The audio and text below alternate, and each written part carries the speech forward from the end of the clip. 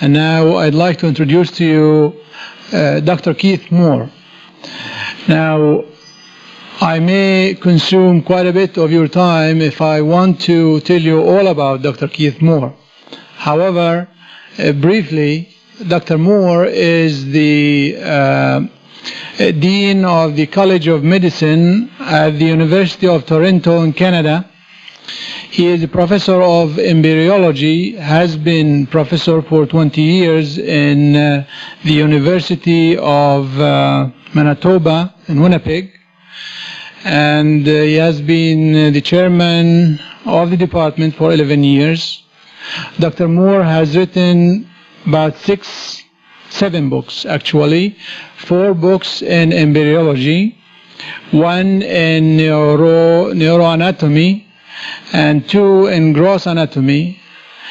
Dr. Moore is a fellow of International Academy of Psychology. He is the president of the American Association of Clinical Anatomists, and his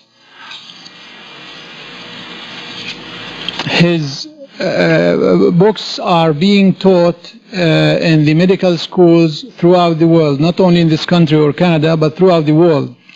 And his research in the embryology field is very outstanding. I believe that you will find it so when we listen to Dr. Moore. May we welcome Dr. Moore.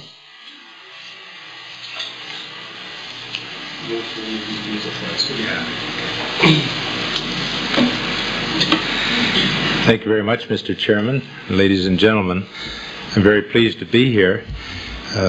When I was first called about attending this meeting, I didn't think it was going to be possible for me to do so, but I didn't realize at the time that it was a Students' Association that was inviting me here. Had I known that, I probably would have accepted right away, because I get a lot of invitations from students groups across Canada, United States, and I try to accept as many of those invitations as I can.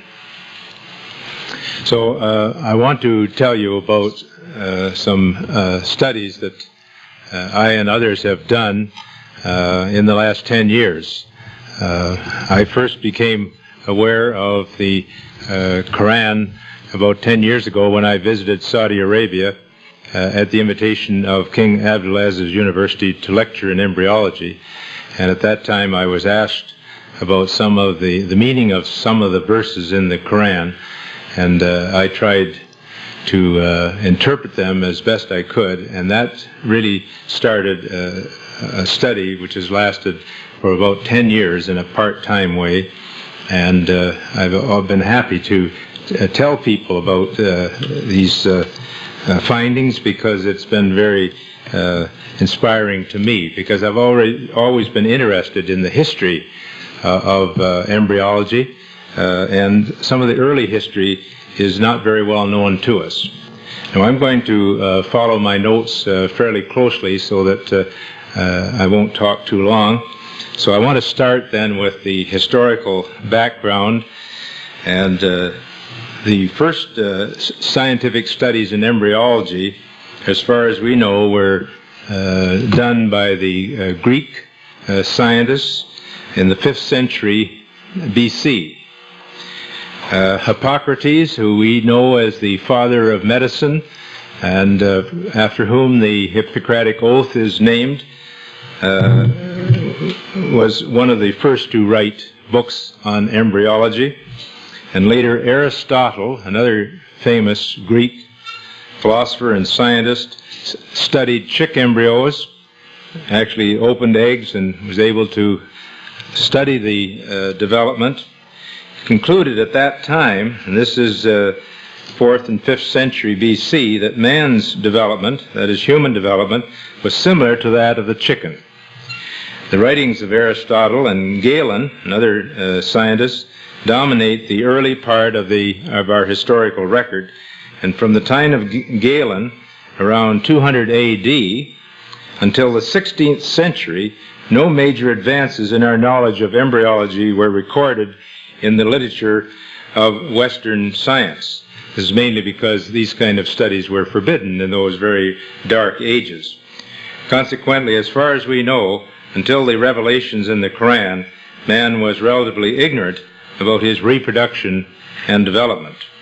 It was not until the invention of the microscope in the 17th century that any significantly new information was added to the field of embryology. Before this time, the fetus was said to develop from a coagulum of human blood and the seed. There's really no idea of how we developed, but in the days of Aristotle, they believed, as Sheikh Mustafa Ahmed said, that menstrual blood was the thought to give rise to the embryo, and that they really didn't know anything about spermatozoa or sperms. But when the microscope was discovered, if we could have that first slide. Now, these early microscopes were very primitive by our standards today. This first slide, I don't know whether they're going to, can you see those? Well, that's a picture of Aristotle there, one of the earliest writers in human embryology. Maybe the microscope could come on. Yeah, this is the microscope that was invented by Leeuwenhoek in 1694. And this is a very crude microscope. As you can see, the object, whatever it was you were looking at, was put on the end of a needle point, and there was a small magnifying glass, and you would look at this, but it didn't give very much magnification. It'd be equivalent to what you would get now if you used a magnifying glass. So it wouldn't give very much enlargement. So this is the state of knowledge in the 17th century, and it would not be possible for them to see the early stages of human development even at that time. Now, when they did see what they thought was a sperm, they thought that this sperm, and if we could just have, they visualized this sperm with a little imagination, that inside that sperm or male germ cell was a little human being. And all it needed was for it to be implanted in the female, and in the environment of the mother's uterus, this would stimulate this little person to start developing. And so the real role of the female then was to give this little embryo a place to develop and to stimulate it. Now, I should say, in fairness, there were others who believed that the female ovary, the oocytes or eggs, they contained the little human being. So there was two groups. One said the little human being was in a sperm.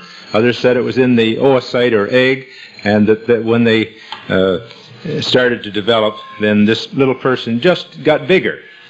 So that shows you what our knowledge was like in the 17th century.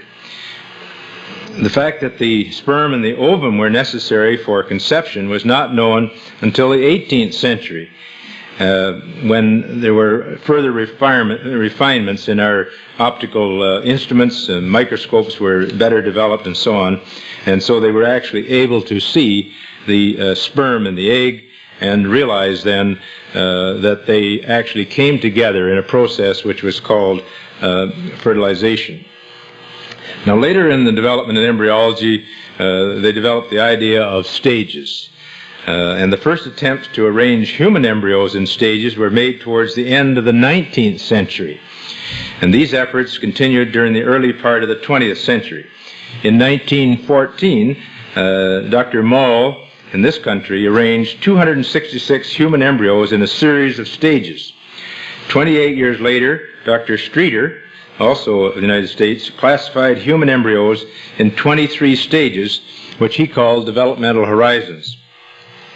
Now, Streeter's classifications were used worldwide until 1973, when Dr. Ronan O'Reilly, who's at University of San Diego, developed a more detailed system for classifying human embryos, particularly during the first 3 weeks of development. Now, these Carnegie stages, that is named after the Carnegie Institute of Embryology, have received international approval and are based on various developmental events and morphological criteria.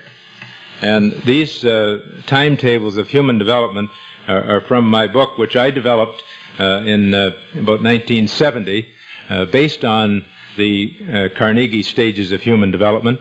And at this time when I did these stages, I had no awareness that there was anything about human development in the Quran. So it's only then in the last 15 to 20 years that we've had a good knowledge of the stages of human development. Now this knowledge has increased rapidly in the last few years. Now a major difficulty in the classification of terminology is the fact that the shape of the embryo is continuously changing. The principles for nomenclature and for terminology for descriptive embryology are the terms that are applied to a particular development which would be descriptive of what the embryo really looks like. There should also be full agreement between the term and the nature of the development and events occurring at that stage. In order to avoid confusion, each term should define a stage which has a clear beginning and an end, as is possible, in order to avoid any overlap between stages, or on the other hand, to avoid any gaps between one stage and another. Now, it was about this time that I began to study the Quran and to look at verses referring to embryology. So I found that there was a large terminology in the Quran referring to human development. Now, until recently, it was not known that this holy book of the Muslims and the Sunnah, or Hadith, the teachings of Muhammad, contain many citations referring to the stages of human development. Until recently, these statements were not clearly understood, since they referred to details in development which were scientifically unknown in earlier times. In fact, the Islamic system for classifying human embryos is amazing, since it was recorded in the 7th century A.D. Although Aristotle, as I mentioned before, the founder of the science of embryology, realized that chick embryos developed in stages from hen's eggs in the 4th century, he did not give any details about these stages. Also, the early human embryo is of such a minute size that detailed studies would have been impossible without the microscope. In the very early stages of human development, the first few days, it's so small that you could just barely see it. In other words, it's about the size of a period at the end of a sentence. And you could realize how, without our modern microscopes, you would not be able to see any of those details of the early stages. Now, as far as we know from the history of embryology, little was known about the staging and classification of human embryos until the last 100 years, as I've just mentioned. Moreover, the Quranic terminology fulfills the principles for nomenclature and terminology. For this reason, the descriptions of human embryos in the Quran cannot be based on scientific knowledge in the 7th century. The only reasonable conclusion is that these descriptions were revealed to Muhammad, peace be upon him, by God. He could not have known such details because he was an illiterate man. He was not a scientist or an embryology, and he did not have scientific training. Now, in the following passages from the Quran, we introduce the concept of stages in human development. And this first verse was the first one that was shown to me. And you can read that there. God created man from a quintessence of clay. He then placed him as a nutfa, a droplet, in a place of settlement, firmly fixed. Then we make the nutfa into an alaka, a leech-like structure, and then he changed the alaka into a mudigah, a chewed-like substance. Then we made out of that mudigah isam, I can't read too well here, skeleton, and then we clothed the bones with muscles. Then we caused him to grow, and then we came into bone, into being and attain the definitive human form. So blessed be God, the best to create. This is from one of the surahs. So, we have the next one, I believe, that shows this is the Islamic. Now, this are the stages that we found in the Quran, and it's taken a lot of study and discussion to arrive at the meaning of these stages. The first one is the nutfa, or the drop stage, and then the second is the klak, or shaping stage, and then the nasha, or the growth stage. Now, the proposed system is clear, it's comprehensive, and conforms with present embryological knowledge. And it's our hope that this terminology can be introduced internationally. But if nothing more, at least the Muslim science students can realize that the stages that we talk about in our embryology textbooks are the same. It's just that they have different names.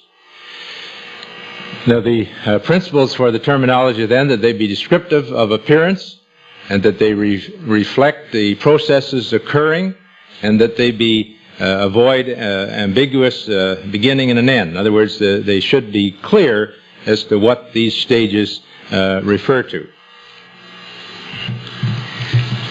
And this was actually the first verse that was ever read to me when I was in Saudi Arabia, and I knew that the Quran existed, but I'd never read it before.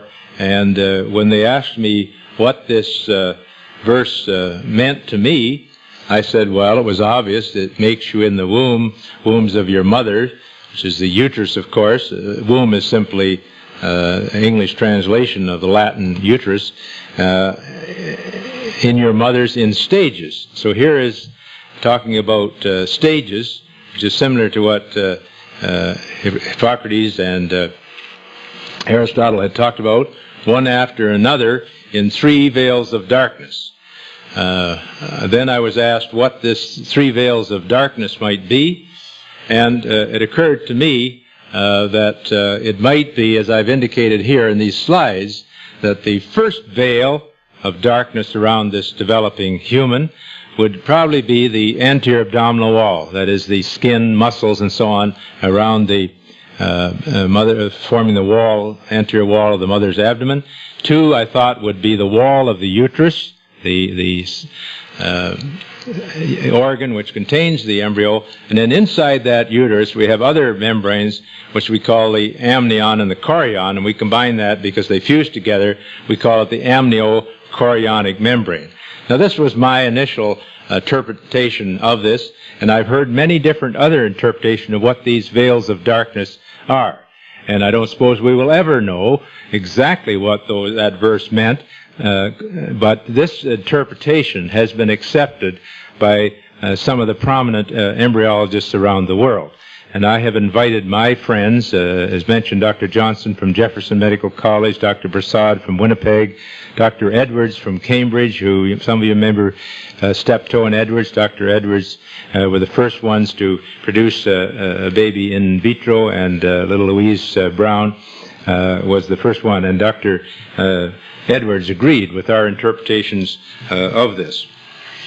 So, and then we went on and studied other verses. This shows the description of the mother and the relationship of the mother to the conceptus. Conceptus is simply the developing embryo plus the membranes that are around it, and that is the nutfa. Is the conceptus, and these other stages referring to the uterus and so on. These are all terms that are in the Quran.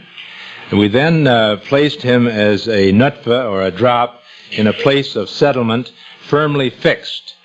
When I was asked what this would mean, I obviously thought of the settlement or implantation of the early human embryo, which we call a blastocyst, into the lining of the uterus.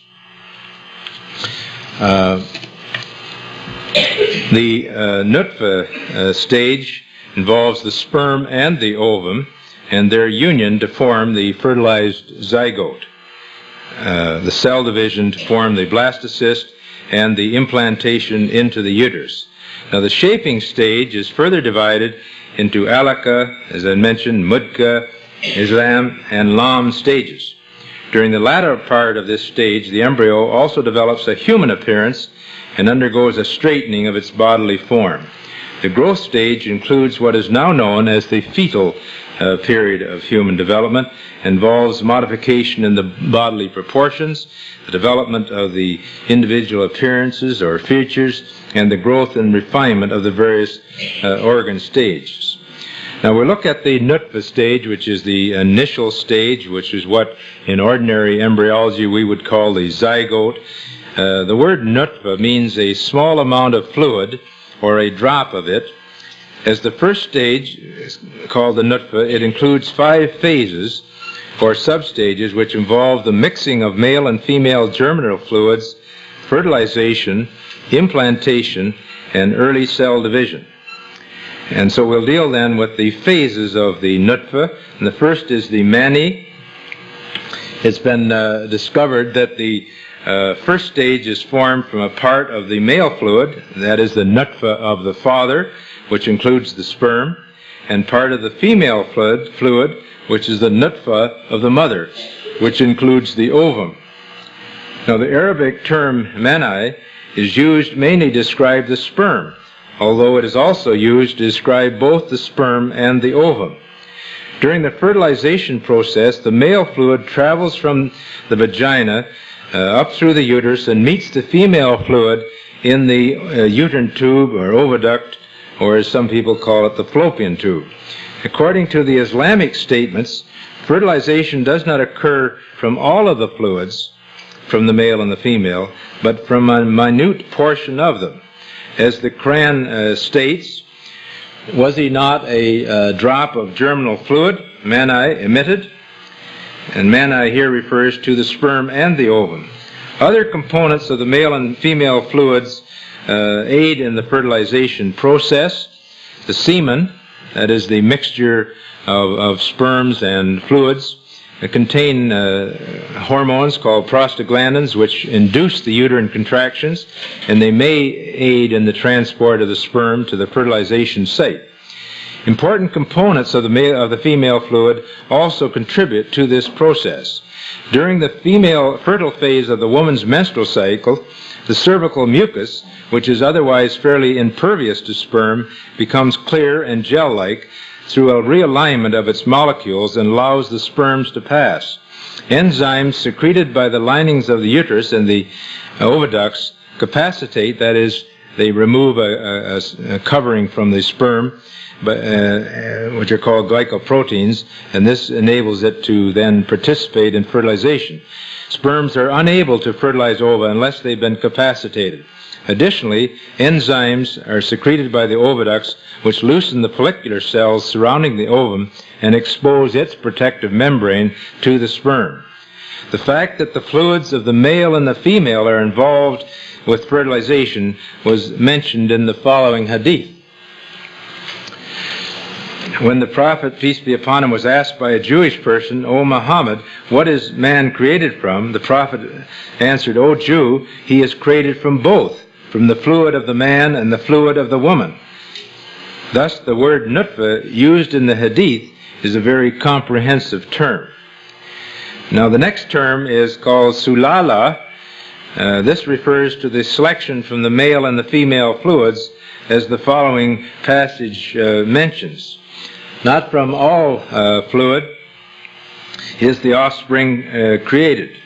And when I was asked about this, I explained that when we develop, we only develop from a small portion. Thus, the creation from both fluids occurs through a special selection. The Quranic term for this selection is sulala, which means in Arabic gentle extraction from fluid. It is now known that both the ovum and the sperm are gently extracted from their environments in the process of fertilization. The ovum is selected from a long stream of follicular fluid, while one sperm out of millions is selected from the seminal fluid. The first sperm which touches the cell membrane of the ovum enters easily, but immediately afterwards a rapid change occurs in the cell membrane, selecting that sperm only, and all other sperms are locked out. Now, talk again about the nutfa or nutfa amshad. The fertilized ovum, or zygote as we call it, takes the form of a drop, or a nutfa amshad, which is a drop of mingled fluid. As God says in the Quran, we created man from a drop of mingled fluid, that is the nutfa amshad. An important point with regard to this phrase is the fact that nutfa is a singular noun, while amshad is a plural modifying adjective. According to the conventional rules of grammar, singular nouns are normally modified by singular adjectives, and thus the term nutfa amshad was a mystery to early Quranic scholars. However, this peculiarity in the language can now be explained, since we now know that the zygote remains singular as a nutfa, while internally the chromosomes and other contributions from the sperm and ovum form a plural mixture described as amshad. Therefore, from a scientific point of view, amshad is entirely accurate as a plural adjective modifying the singular nutfa, which is really a multifaceted entity, single entity. This stage continues in development, maintaining the shape of the nutfa, but dividing it into smaller and smaller cells called blastomeres. Until about 4 days later, it forms a spherical mass of cells known as a morula. 5 days after fertilization, the nutfa then forms a blastocyst as the morula cells separate into two parts.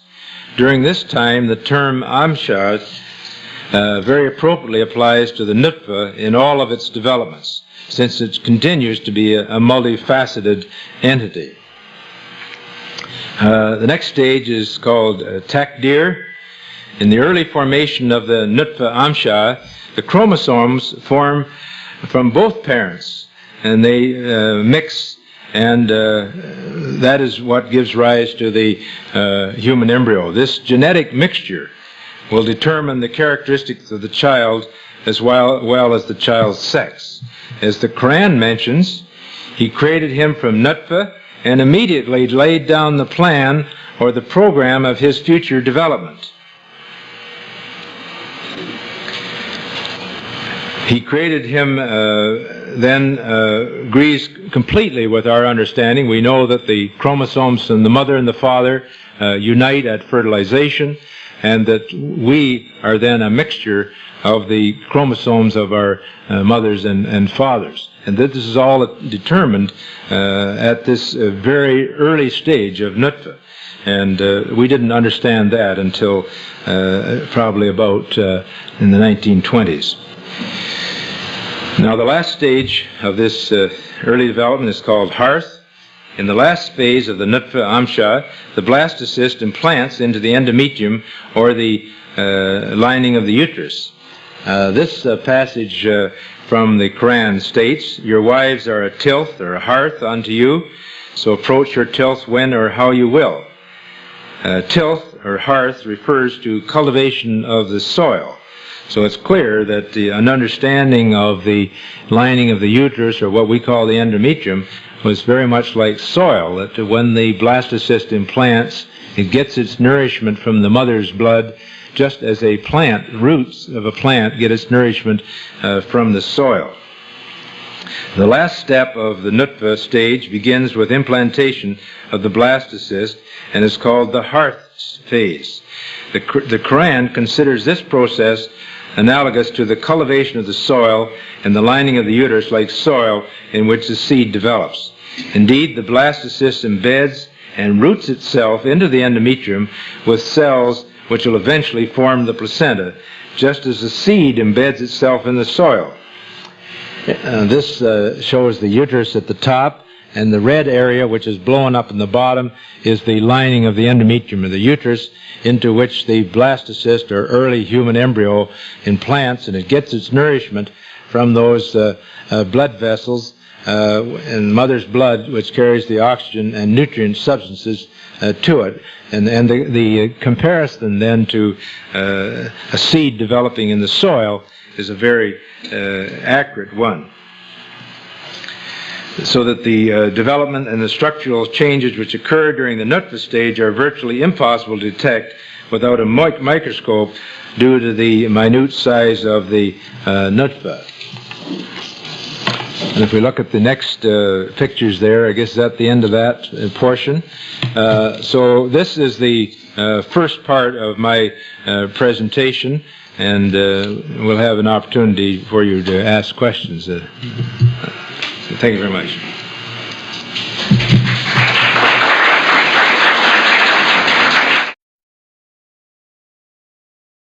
And next we'll deal with the shaping stage, which is called Khalq, K-H-A-L-Q. And the first part of that is the alaka stage. This second or shaping stage begins as the alaka, which is an Arabic word meaning a leech.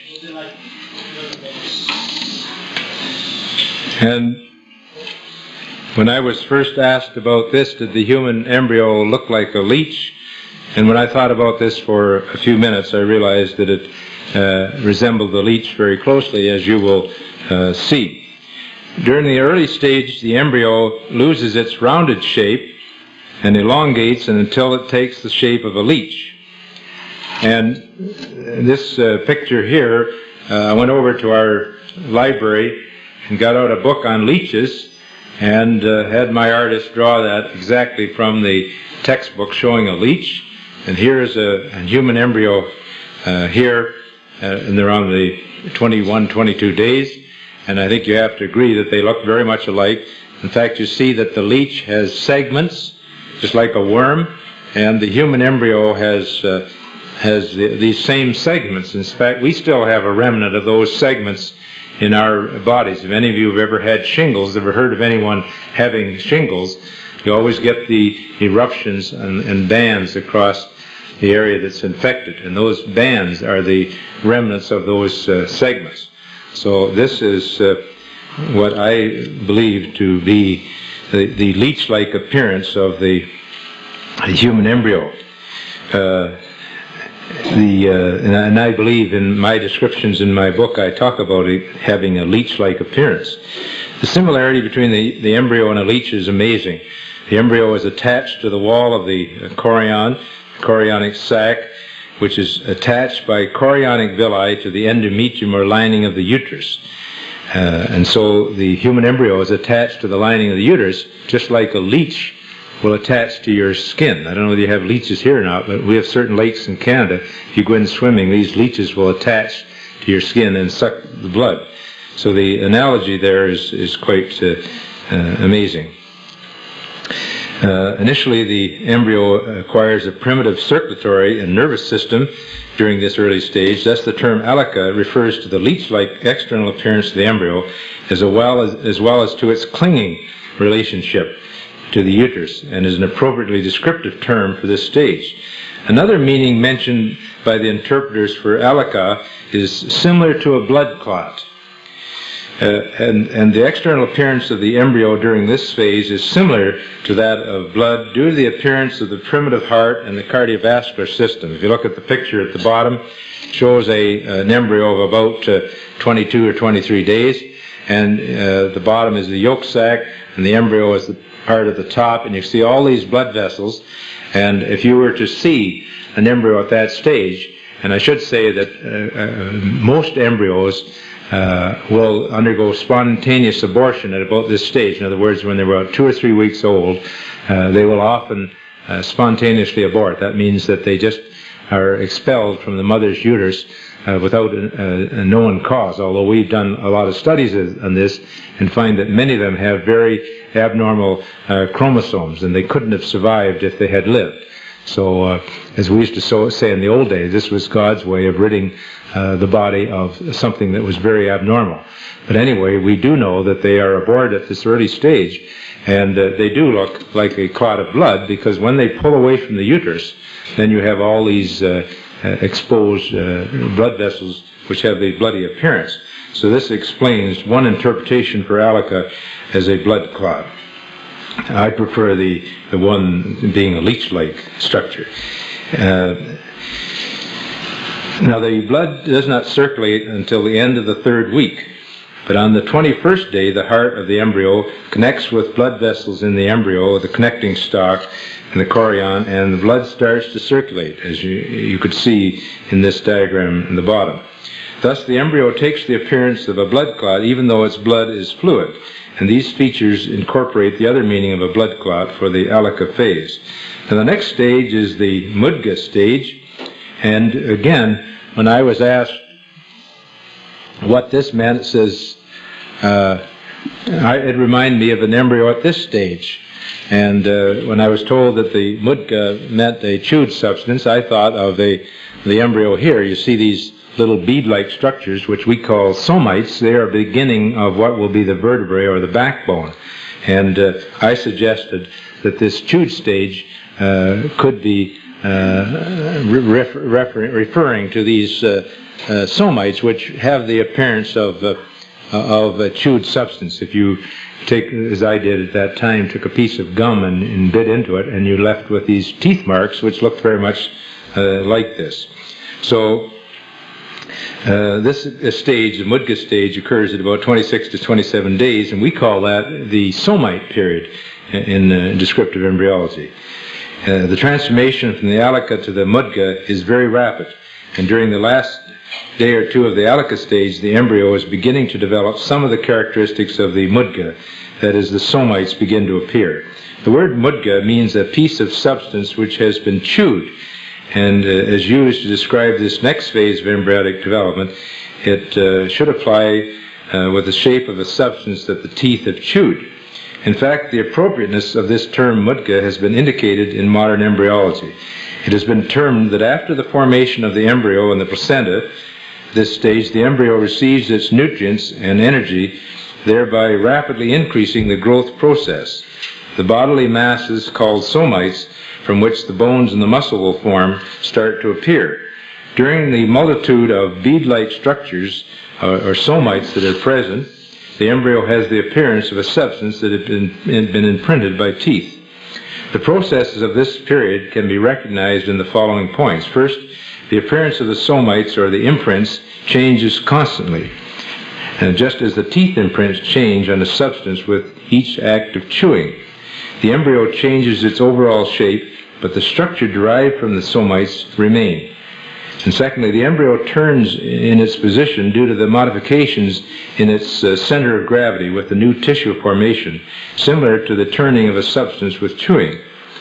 And third, just as a chewed substance becomes curled before being swallowed, so does the back of the embryo become curved. And four, as the somites form, the internal features of the embryo in the Mudigah stage are partly differentiated into organ anlaga, that means the beginning of structures, and partly undifferentiated. And this description is also stated in the Quran. Now, this is a later stage of Mudigah. You can see the tail that we all had at that stage, and this little flipper-like structure is what's going to be your upper limb. And so this is the Mudigah stage. The next slide. Then out of the chewed-like substance, partly differentiated and partly undifferentiated. And when I was asked what this surah meant, it said it's clear to me that an embryo at that stage is only partly differentiated. In other words, some of the organs, like the early development of the eye and the ear and the heart, some parts are well differentiated, others are poorly differentiated, and some are undifferentiated. And so we have this mixture which agrees exactly with this particular surah. Thus the term Mudigah is very meaningful. since the embryo is a lump of irregularly shaped tissue at this stage, and a creation of systems is occurring while the overall process is incomplete. Some of the organs will form in the Mudigah stage, and some will form in later stages. Now the next stage is called the Izam stage. This subsequent stage, phase of development, is referred to as Izam, which means bones, and the fetus does indeed acquire a cartilaginous skeleton after the Mudigah stage. Those of you that have studied embryology realize that first of all you have what we call mesenchymal bones made out of connective tissue, then they become cartilaginous, and then they become ossified and become bones, solid bones. The formation of the bone does not begin uniformly throughout the body. Rather, there's a sequential appearance of bony tissue.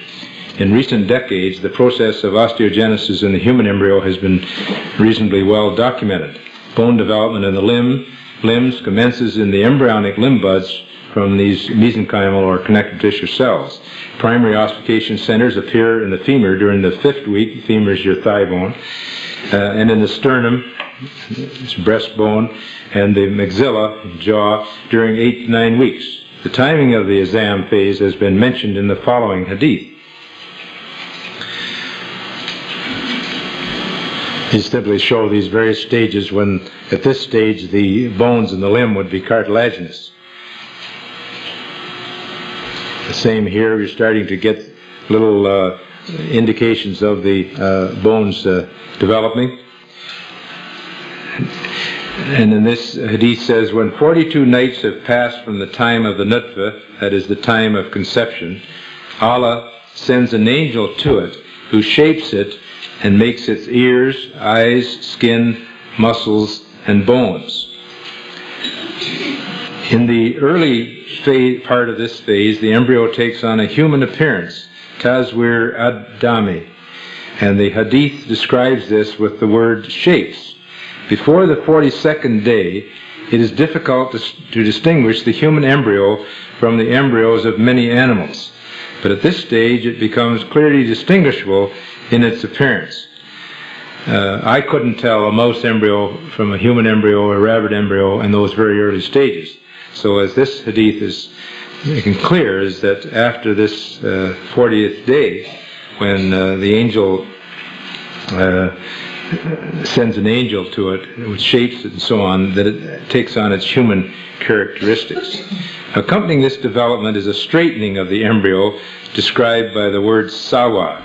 During this period, the embryo becomes more erect and acquires a more evenly rounded body. Some of the generalized cells of the embryo begin to differentiate into various lines and modify into different functional moieties. This process results in straightening and the formation of organs necessary for viability. As the Quran describes, when God created you, then, and the word fa means then, made you even and straight, sawak, and then fa, again, modified you, adalak, and so on. According to the table, and is that on the slide, the table?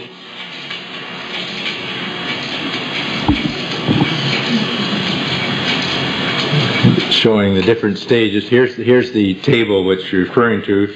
You can see these stages listed along the side here, and you have the shaping stage and so on. These are all correlated with the age and days and the actual size of the embryo. According to this table, which compares the 3 ayat on the stages of development, it is apparent that the Izam stage corresponds with the straightening stage, taswiya. The word sawak in the Quranic statement indicates the following. First, to straighten the position of the body from a bent position, and also to make uneven things leveled. The embryo at the 7th week has a bent back, thus taking the shape of the letter C during the Mudigah stage. In the Izam stage, the bending position is straightened and the surface becomes more even due to the disappearance of prominences and depressions. Now the Lam stage, although precursor cells, which we call myoblasts or early muscle cells, are present adjacent to the developing bones. Differentiation into skeletal muscle attachments appears after the ossification process in the shaft and the ends of the bones. I was asked many times, did the bones appear before the muscles? Well, they certainly do. If you want to be logical about it, you wouldn't have muscles until you had something to attach them to. So you have bones and then the muscles. And this is clearly stated in the Quran that the bones appear first. A major developmental landmark during the 8th week is the Lam stage, which describes the myogenesis, that is the formation of muscles, which marks the development of the definitive muscles in the trunk and the limbs and the beginning of movement. The muscles take their position around the bones, that is, clothing the bones, and continue the process of straightening and smoothing. Tazwiyah. In other words, as the muscles develop, they straighten the embryo up, which the straightening and smoothing which began in the Izam stage. It is now known that the gonads, that is the developing sex glands, differentiate into testes and ovaries at this time, that is during the 8th week, and the Quran refers to this development as well. Now the growth stage, or the Nasha stage, the Lam stage represents the end of the embryonic period. We say that the embryonic period ends at the end of the 8th week, and then it becomes the fetal period. So here in this terminology, the Lam stage represents the end of the embryonic period, in other words, the end of the 8th week, during which much of the organogenesis, or the development of the organ, occurs. The Quran uses the word, how do we pronounce that, halanga? Yeah, okay. Which translated means made or changed. Okay. In referring to all the embryonic stages. Kalakna, is that how we say it? I can't get my tongue around that one. Yeah, halakna. Halakna, okay. Indicates that the new organized tissues are being formed in these stages. However, with the 9th week, the period of fetal development, Nasha, begins.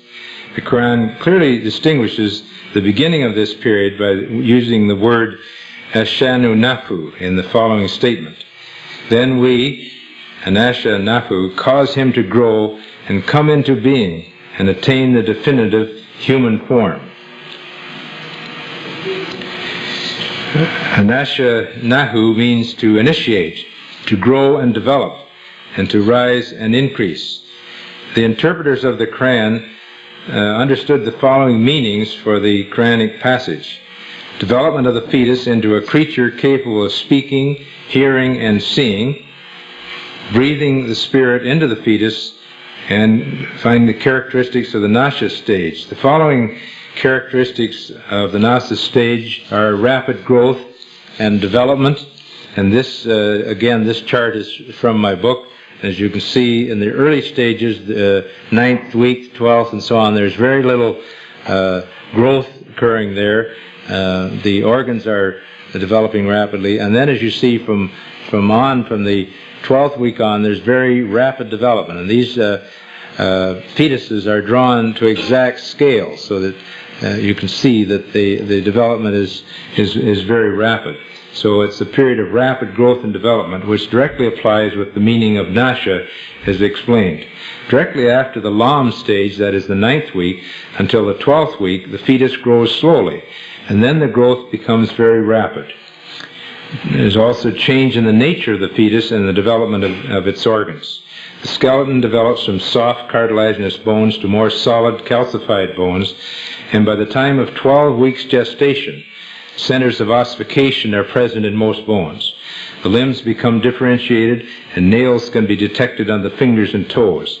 The proportional sizes of the head, body, and limbs change, and their relative proportions become more balanced, particularly between the 9th and 12th weeks. Lanugo hair, that's very fine hair that the fetuses have, and newborn babies have the same. The proportional size of the head and the body and the limbs change, and this hair appears on the skin, which is fully differentiated into the epidermis and hypodermis by the 12th week. The external genitalia begin to differentiate in the 9th week, and also the testes begin their descent, and the internal genitalia develop. At this stage in the 12th week, a male fetus can be distinguished from a female on the basis of its external genitalia. Voluntary and smooth musculature are established. Fetuses at this stage of development reveal or mimic spontaneous movements, and reflex muscular contractions can be elicited by an external stimulus. In general, the overall physiological development of the nervous system parallels the maturation of the brain and the spinal cord. Primitive and instinctive responses, such as sucking and grasping, are subcortical functions and appear much later. Nevertheless, this stage of development represents an important transitional landmark for the fetus because it has reasonably well-coordinated reflexes and movements which can be progressively vigorous in time. And I should say that we can study these stages very easily now in developing humans, because with the techniques of ultrasound and also fetoscopy, you can actually watch these fetuses moving, and you can see that some of them will even begin to suck their thumbs before they're born. Other delicate and subtle developments occur in the fetus, which has changed from its first creation, the embryo, to another one, the fetus, as the Quran has described. The third point is that there's extensive and continued development of organ systems. The embryonic period, which ends with the Lam stage, is characterized by the gradual appearance of organs. The fetal period, which follows, is characterized by the preparation of the organ systems to perform their functions, because as soon as the baby is born, it must be able to breathe on its own, it must be able to, its heart must be able to circulate, and all the other organs have to be functional. The fetal period, which follows, is characterized then by the preparation of these organ systems to perform their functions. As the interpreters mentioned, this is the meaning of the Quranic phrase, come into being and attain the definitive form, that is, the human form. And thus the fetus is made into a creature capable of speaking, hearing, and seeing. The fourth part is the acquisition of a soul, and according to the Islamic information, the soul comes to the embryo sometime after the 40 to the 45 days in development, as mentioned in the hadith related by Abdullah ibn Mas'ud. The Prophet, peace be upon him, the truthful and trusted, told us, in every one of you, all components of your creation are collected together in your mother's womb by 40 days. And in that is an alaka like that, then is a Mudigah like that. Then God sends an angel ordered with 4 instructions. He is told to record his, the human being now developing, deeds, his provision, future benefits, whether he will be miserable or happy, and then the spirit is breathed into him, that is, the soul is acquired. The hadith indicates that there is some delay after the 7th week, according to the use of the word thumma. Embryological studies have not determined the acquisition of a soul to which the Quranic commentators referred. The nature of the soul is generally outside the realm of experimental science and is essentially unknown at this time to mankind. As God says in the Quran, they ask thee concerning the Spirit. Say the Spirit comes by command of my Lord. Of knowledge it is only a little that is communicated to you, O men. However, what we do know is that there is a difference between life and the soul, although the nature of both is a mystery. A creature with a soul has self-awareness. On the other hand, the sperm and the ovum are alive, since without life they would be unable to participate in fertilization. When the fetus is capable of moving voluntarily from his or her own desire, as opposed to moving reflexly, this could be taken as evidence that he has acquired a soul. During the 10th week of development, for example, the fetus exhibits spontaneous movements and moves in response to stimuli. While these movements may reflect primitive neurological reflexes and do not present conclusive evidence of the presence of a soul, they do indicate that the soul is probably acquired near this time, and this would be in agreement with the time frame presented in the Islamic statements. Now the word ansha nahu, as it is used in the Quran, covers the most apparent external and internal developments and changes in features in this stage of human development. The 3 meanings given for nasha comprehensively apply to this stage. To initiate applies with the initiation of the functioning of various organ systems. For example, the kidneys begin to form urine, blood cells begin to form in the bone marrow, and the hair follicles first appear in the 10th week, and so on, to grow and develop. Applies with the rapid growth and the extensive development of all the organ systems of the body, which occurs during this stage. And to rise and increase applies with the very rapid increase beginning in the 12th week in the length and the weight of the fetus. Therefore, the term nasha appropriately and accurately applies to the fetal period of development. And number 7, the timing of the developmental events. Not only is the sequencing of the embryonic and fetal developments indicated by the order in which they are mentioned in the Quran, but also the timing of these events is indicated by the use of the conjunctives fa, which means then, with a little delay, and thumma, which means then with some delay. The occurrences afa and thumma, both of which are translated as then, are as follows. We, God, created man from a quintessence of clay. We then, thumma, placed him as a nutfa, a drop, in a place of settlement, firmly fixed.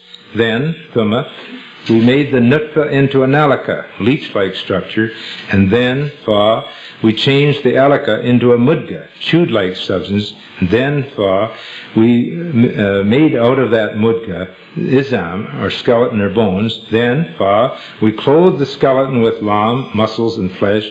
Then, thumma, we caused him to grow and come into being and attain the definitive form, human form. So blessed be God, the best to create.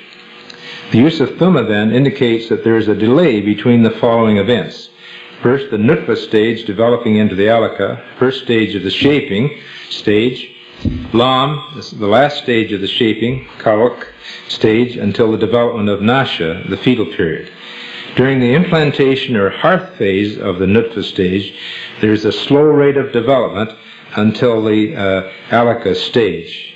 It takes about a week from the beginning of the hearth, that is the day 6, for the connecting stalk to form, day 14, such as the embryo becomes attached and hanging.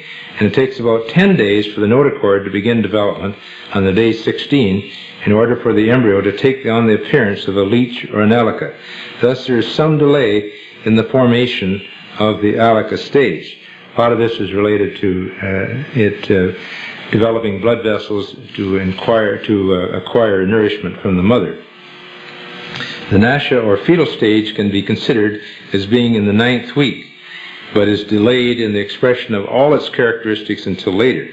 For example, the period between the beginning of the 9th week and the end of the 11th week is a period of relatively slow growth, and it is not until the 12th week that the rapid growth indicated by Anasha Nahu begins. Additionally, the initiation of development of certain organ systems occurs after the 8th week or after the Lam stage. But the changes in these organs become more apparent after the 11th week. Thus there is a delay until the 12th week for the full expression of nasha, and the word thumma accurately indicates this delay. The word fa indicates that the following stages occur directly after one another. Alaka changing to mudigah, mudigah changing to izam, izam changing to lam. The embryo of 24 to 25 days is the end of the alaka stage, and it makes a direct change into the mudigah stage at 26 to 27 days. The mudigah stage lasts until the 6th week, and then changes directly into the zam by the beginning of the 7th week, since the skeleton begins its appearance at that time. The lam stage follows in the 8th week, immediately after the zam stage, since the muscle precursor cells begin their development into muscle as soon as the bone is formed and the muscles can become attached. Thus the word fa is used in the Quran to accurately and strongly indicate that these developments follow one another immediately with no delay.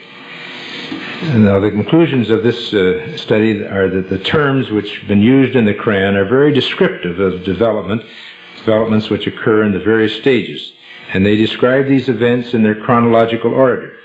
Morphological changes that occur with development in each stage are also accurately described by the use of these terms. Because the staging of human embryos is complex, going through a continuous process of change during development. It is proposed that a new system of classification could be developed using the terms mentioned in the Quran and Sunnah. The proposed system is simple, comprehensive, and conforms with present embryological knowledge. The facts about human development that could not have been known by Muhammad, peace be upon him, in the 7th century, because most of them were not discovered until the 20th century. Muslims and others are justified in concluding that these facts could only have been revealed to Muhammad, peace be upon him, by God, who knows all about us, not only about how we develop, but how we live and function. Thank you very much.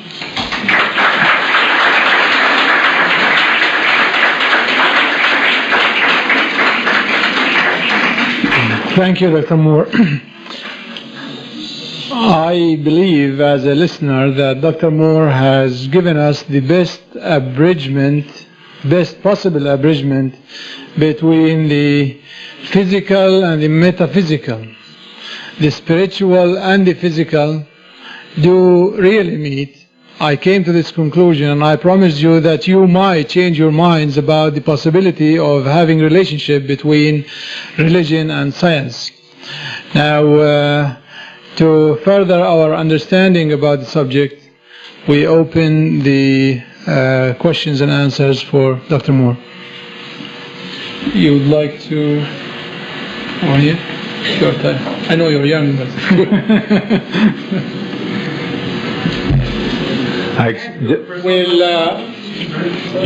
You can ask me any question you like. Explanation of embryology, what the Quran has mentioned.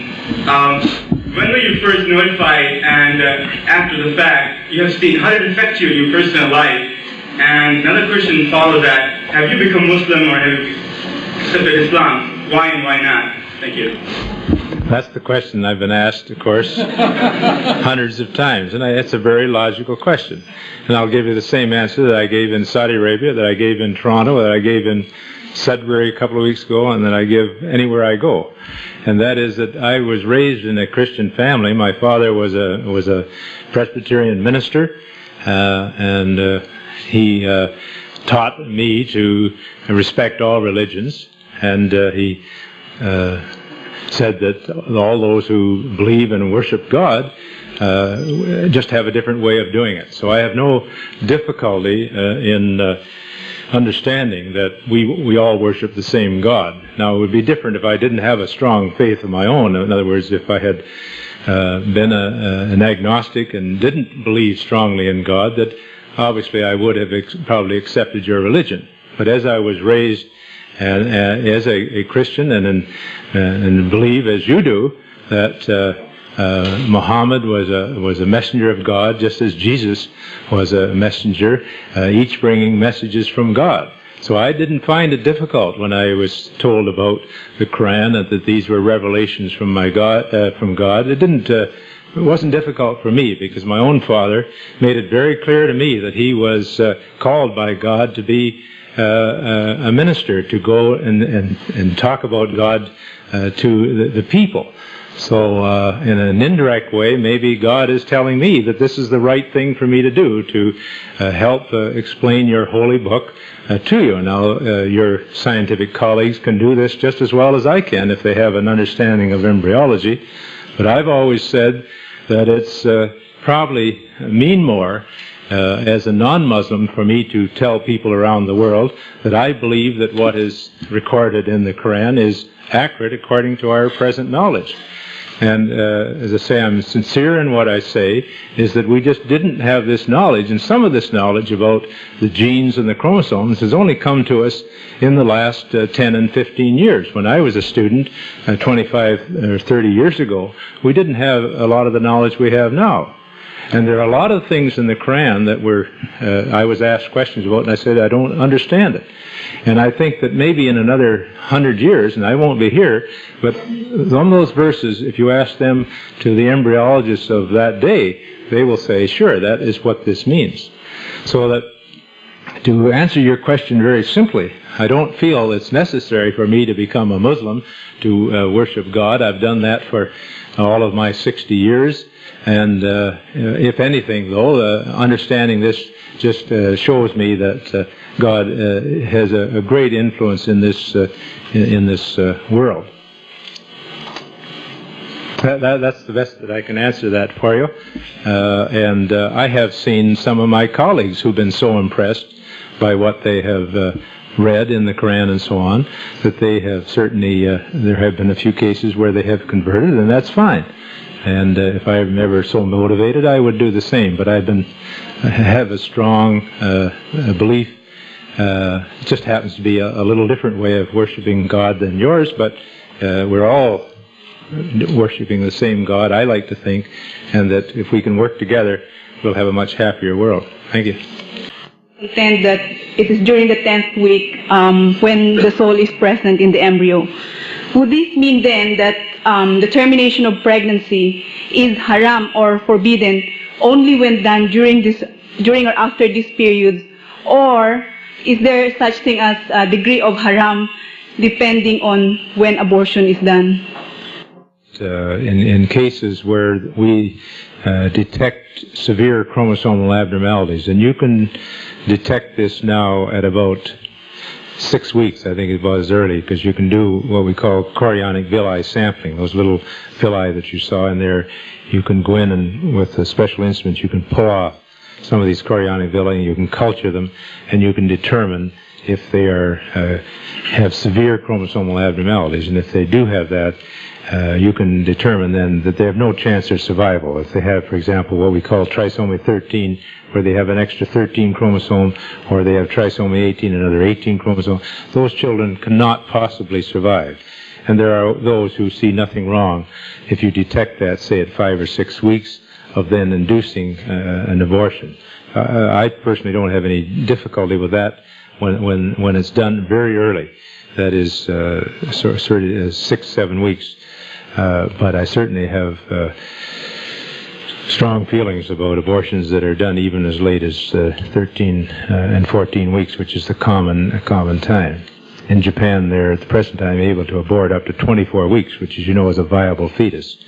And I find that just unacceptable. And in fact, I had an interview with a newspaper reporter, and he wanted to know my view, and I told him very clearly that I thought this was wrong, and they're thinking of changing their law to bring it back to 20 weeks. I still think that is too late in pregnancy. But I think that I don't know exactly what the Muslim view would be. But my feeling is that if it was aborted in those very early stages, before it developed a soul, as they would say, then it might be considered all right. But again, these things are personal decisions which people have to make on the basis of discussions with their doctor and with their religious people to determine it. And my students always ask me, what would you have done? Well, fortunately, I never had that problem. We had 5 normal children, and but how that's a hypothetical question. But I can often say that knowing what I know now, I don't think that either of us would have considered that the right thing to do. It's a very personal thing. And my own children happen to feel the same way. I don't know why. Maybe it's my influence, I hope. I would like to know from Dr. Moore, how close the other biblical scriptures or any other religious books, how close do they get to this issue of human reproduction?